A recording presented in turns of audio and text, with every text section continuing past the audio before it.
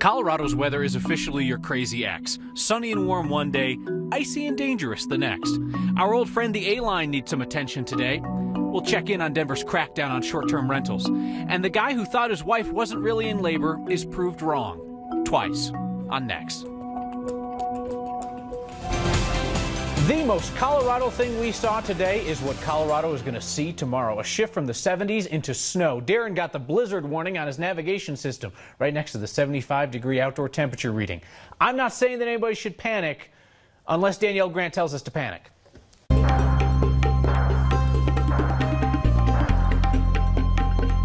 No need to fear. We are going to be looking just fine as this storm system pushes in. We're Coloradans. We are hardy. We got this. There's a lot to get to, however, and we're going to be watching this storm system rolling in late tonight. Really the worst of it early tomorrow morning. If you live in the metro area, you're going to see the most snowfall to the south. Not so much if you live in Fort Collins and Greeley. This storm system will be completely different up there to what folks in Castle Rock are going to see. Again, by 4 a.m., everything kind of switches over to snow, and it's going to be a messy start to our Friday morning. Along the plains, we're looking at high wind warnings, blizzard warnings. The winds will be the worst. I would not be surprised if we see travel delays out there or I-70 even shut down for a time tomorrow. Here it is, 10 p.m. A few light rain showers in the Denver metro area. That colder air sinks in 4 a.m. It's going to be a rain-snow mix for a while. That snowfall starts pushing off across the eastern plains after lunchtime, and this storm system is long gone and all eyes onto the weekend. We do have a lot of advisories out there. Everywhere you see in blue, which does include Denver, is a winter weather advisory. About 2 to 6 inches here for the city. That blizzard warning along the Palmer Divide into Douglas County, Castle Rock, about 6 to 12 inches of wet, slushy snow for you folks. Again, that really is where the bullseye will be for this system. Fort Collins, Greeley, you're saying what storm? A trace to 1 inch tops. We're back to the mid-60s with sunshine on Saturday, but this really opens up the gates to seeing a little bit more rain, possibly more snow here in the city by next week. Danielle Grant's working every day. The A-Line, not so much. Sometimes the train to the plane is a train to the quick, get off, get on the emergency bus to get to the plane. Like today, when the train snagged something with the overhead wires, it created a power issue. Trains were stopped for a while, and they're now running every 30 minutes. A preemptive A-Line warning for you. The train is going to be out of service late Saturday night into Sunday. This is for pre-planned work on the line between 10 Saturday night and 3 a.m. Sunday. And in the meantime, RTD will run buses from all the A-Line stations. The delay of tonight's planned vote on the Republican plan to repeal and replace Obamacare gives Colorado's Republicans in Congress more time to make up their minds. These guys are 50 shades of maybe. There are only so many ways not to take a position on something. Here are 4. Congressman Scott Tipton's staff says he hasn't decided as of now. Congressman Ken Buck still weighing his options. Congressman Doug Lamborn's spokesperson says Lamborn is undecided and taking feedback from constituents. I like that one. It sounds inclusive. And Congressman Mike Kaufman is going out on a limb. He's leaning yes, but waiting to see the final text. It is conservative Republicans that are holding up the Republican health care bill, which means that progressive groups are somewhat sidelined, at least for this round of the debate. Today, I spoke with the president of the Planned Parenthood Federation, which stands to lose its federal funding, about what that would mean in Colorado. It's about money, but it's really about access as well. And the big concern is we see tens of thousands of people in the state of Colorado, many women who rely on us as their only health care provider, and their health care is really what is at risk. So the Republicans who are driving this are opposed to abortion rights, and we should know that Planned Parenthood by law is not allowed to use its federal funding to perform abortions except in a few rare circumstances. Do you think that defunding Planned Parenthood would actually accomplish conservatives' goal and greatly reduce the number of abortions that Planned Parenthood provides? Well, actually, what I fear is just the opposite. And one thing is really important. Planned Parenthood operates just like other hospitals and healthcare providers that provide abortion services. We don't get federal funding. As you said, we get reimbursed for preventive health care. And the vast majority of that care is actually preventive care, birth control, that helps prevent unintended pregnancy and the need for abortion. What would practically happen in Colorado if Planned Parenthood was defunded? There's about 100,000 people that get care at your clinics here each year. So if those 21 Planned Parenthood clinics lost the federal funding, there are 200 plus federally qualified health clinics of various sorts around the state. You don't think they'd be able to fill the need in the system? You know, it's been really interesting because I know that's been a talking point by the Republican leadership in Congress. But in fact, the community health centers and the communities have been very, very clear. We work closely with the rest of the public health community, and many times they refer women to Planned Parenthood because they can't see them in time, not only for birth control, but we see women for breast cancer screenings and for pap smears. We're strong supporters of the community health centers. They're strong supporters of ours. They're saying we simply cannot absorb the 2.5 million patients that Planned Parenthood currently sees. You can see our full conversation on the next YouTube page, where we also discuss why Colorado Judge Neil Gorsuch is being so strongly opposed for the Supreme Court by abortion rights groups when Judge Gorsuch has never ruled on the subject of abortion. Former Senator Ken Salazar's decision not to run for governor next year sets up a ripple effect. For starters, it means that the field of Democrats may get crowded, with Salazar no longer keeping people on the sidelines. Congressman Ed Perlmutter is expected to run. That would mean his competitive congressional seat opens up in Jefferson and Adams County. Some state lawmakers are interested in running for that, which means open seats at the Capitol, which means more campaigns, more doorbells ringing, more political ads on the air, more truth tests, delicious truth tests. Thank you, Ken Salazar. So more campaigns mean more door-to-door signature gatherers as well, trying to get their preferred candidate on the ballot. And today, legislators began making it tougher to fake it until you make it. Maureen Moss became the most famous example of that. Here she is talking to us from jail last year. She was arrested and pleaded guilty to forging signatures on the petitions of a U.S. Senate candidate. A journalist caught what the Secretary of State's office did not, because their system is not set up to check for forged signatures on petitions. And today, a bill at the legislature made it past the first step, giving the Secretary of State that power. We found out that there's an issue in our current election process that, we found it out because of basically some intense investigative reporting is why we found out. And we don't have a current system in place to actually find this stuff now. If you're thinking that your signature is not exactly John Hancock perfect every time, the bill would give campaigns 3 days to go back and clear up any signatures that get flagged as fake. The city of Denver has promised a crackdown on unlicensed short-term rentals. We've told you that. They've warned it's no longer cool to rent out part of your place on Airbnb or VRBO without giving the city a cut. The city sent out 1,058 notices of violation to people who are advertising their homes without a license. The city started issuing tickets in February. The people who have gotten those notices from the city have definitely decided to get their poop in a group, because 250 people then signed up for licenses. No fines have been issued at this point. It seems like the city will be a bit lenient, at least for now. More than 1,200 short-term rental licenses have been issued through the city. It means about 46% of the people who are using short-term rentals to make extra cash are playing by the city's rules. If you're using your home in Denver as an Airbnb or something like that, the application process is simple, and it's $25 a year. If you get caught and fined, it can be up to $999 an incident. We have information on the next section of 9news.com. How's this for a Throwback Thursday? There's an article making the rounds lately about part of our past, the Channel 9 Walk of Fame, handprints and signatures on the sidewalk, some dating back 55 years. The article claims those sidewalk slabs may soon be demolished. The truth is, we don't really know. Long before we built our home at Spear and Logan, we made a home inside an old Packard dealership on Bannock Street. The cars moved out and we moved in the summer of 1953. And we stayed there until we moved to our current home in 1992. Those were the early days of TV, so it made sense that a lot of big names came through here. People like Charlton Heston, who visited KBTV back in 1962. He went with the fancy cursive look on the 9 News Walk of Fame. No imprints for him. Roy Rogers, right next to him, also came in 62. He went with boot prints. There are plenty of cool names out there like Linda Evans and Jack Coogan. He played Uncle Fester on The Addams Family. Then there's this, an article on MeTV.com. I know what you're thinking. Apparently, beyond airing old episodes of Gunsmoke, they also write articles. The article claims that the Walk of Fame is in trouble. See, Rocky Mountain PBS, who's currently in the building, is moving to a new location in the next few years. And there's fear the building might be demolished and the slabs won't be saved. The writer says he's contacted the powers that be and had no luck.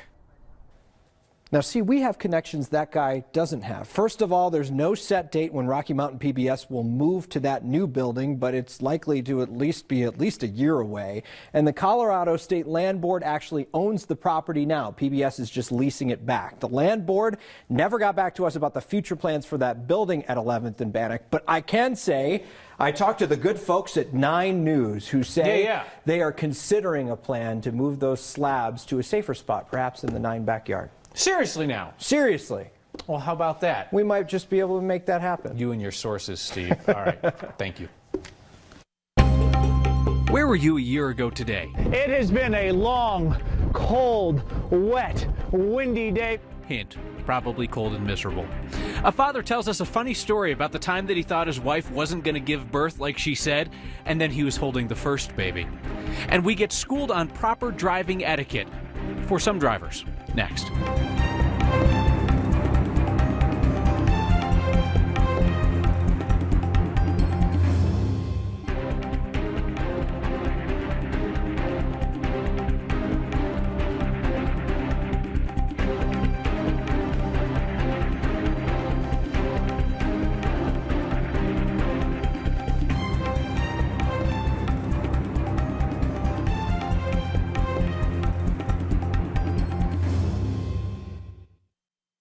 It has been a long, cold, wet, windy day for 9 News photojournalist Chris Hansen and I. We cover a lot of snow events, but rarely do we find ourselves stuck in one.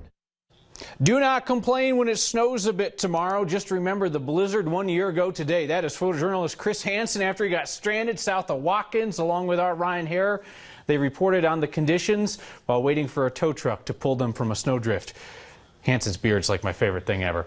The high country's managed a pretty decent ski season despite the lack of snow in Denver. Just don't go walking into the grocery store in your snow boots. John Van Banks saw the sign at the city market in Dillon. The sign says it is for your own safety. Don't come in the boots. Guessing it's because the floors are slippery and they don't want the cleanup in aisle 3 to be you. A next viewer asked for our help spreading the word about a bit of hospitality that she thinks our state is missing out on. Jeep drivers? Dawn would like a word with you.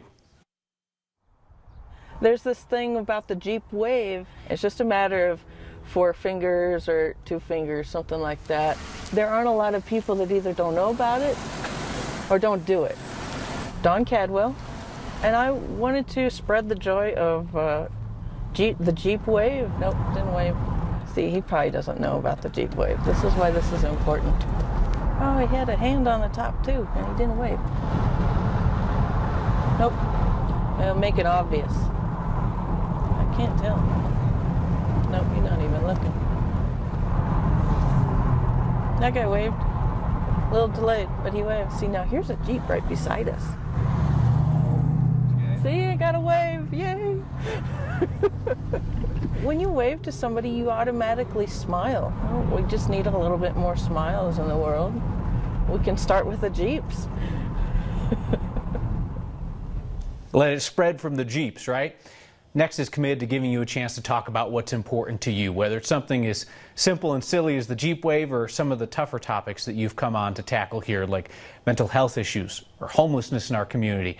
Tweet your ideas to us with the hashtag HeyNext or send us an email anytime, next@9news.com. Thanks to the couple thousand of you who joined our campaign to help Aurora determine if your dog is secretly a wolf. She wanted to call an ambulance. He wanted to save a little money. They ended up having their first baby at home. And firefighters improved their average response time when a fire breaks out in their backyard. Next.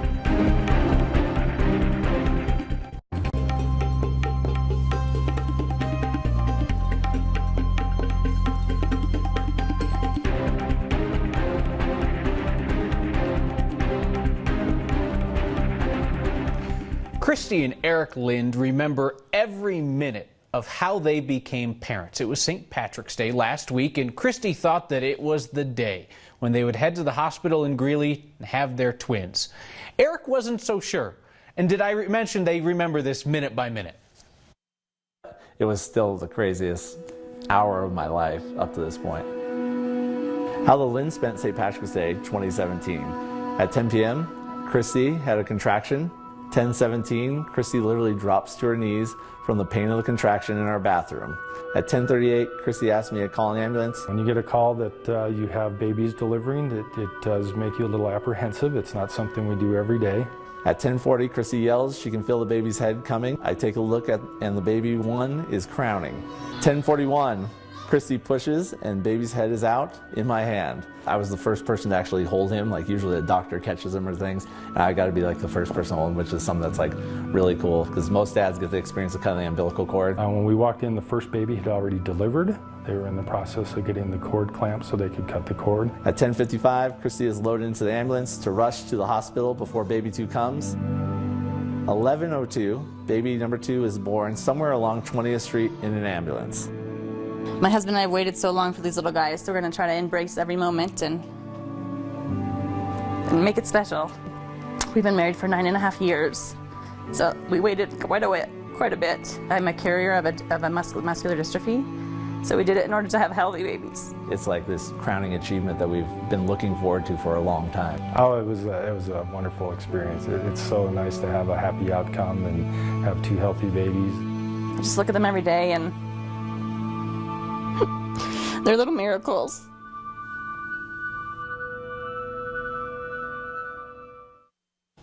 Crosby Ash Lind and Landry Blake Lind are happy, healthy, and at home with their parents. And the Linds asked us to pass along their deep gratitude to the paramedics and the other first responders who helped that happen. South Metro Fire Rescue improved its response time today because the fire was basically in their backyard. They didn't even get a call. Firefighters smelled smoke and then they saw the fire coming from a condo right near the fire station. So they just pulled the truck and out came the hose and they got to work. Happy to say no one was injured. Quick work by the firefighters who were in the right place because it was right next to their place. So we, like you and me, almost broke the internet last night. It was that hashtag also not a wolf.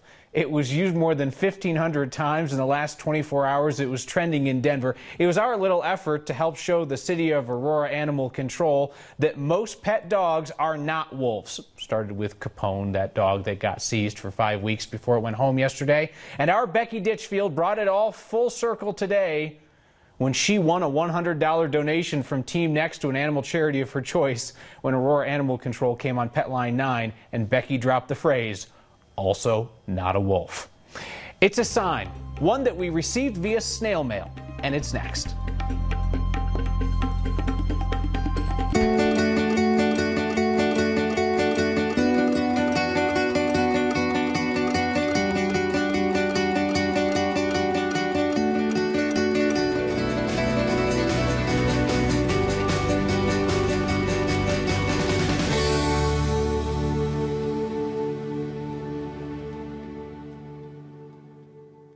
Have we mentioned that we sincerely appreciate that so many of you make time for Next? You know, asking for 30 minutes out of your day is no joke. And we love Cassandra, who shared a text conversation that she had with her dad.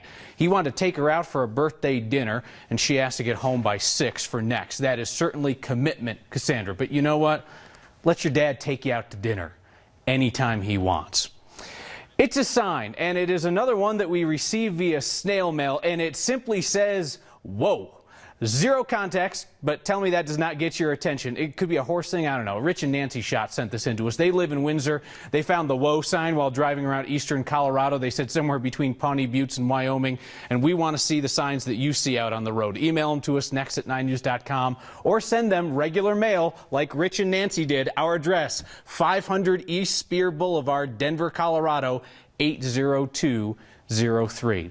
We finish with your feedback, as always, in an email from Deanne, who says, hey, Next, like your program, but you are wrong about Planned Parenthood. End of email. Got to extrapolate that out, Deanne. We will always correct errors of fact on this program. If you hear somebody come on and state their opinion that you don't care for, well, that's life. We would love to hear back from you, and we'll see you next time.